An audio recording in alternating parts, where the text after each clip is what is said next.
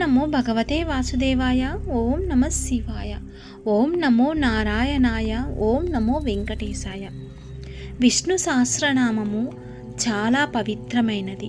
విష్ణు సహస్రనామం ఒక్కసారి చదివితే పారాయణం చేయడం వలన సకల శుభాలు జరుగుతాయి. ఒక్కసారి మీరు పారాయణంగా మొదలుపెట్టి చూడండి.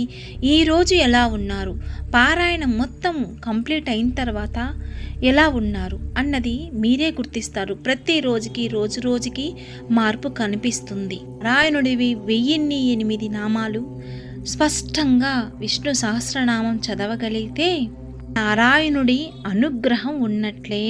సహస్రనామంలో ఒక శ్లోకము 18వది. వేద్యో వైద్య సదా యోగి వీరహో మాధవో మధుః అతీంద్రియో మహామాయో మహస్వాహో మహాబలః.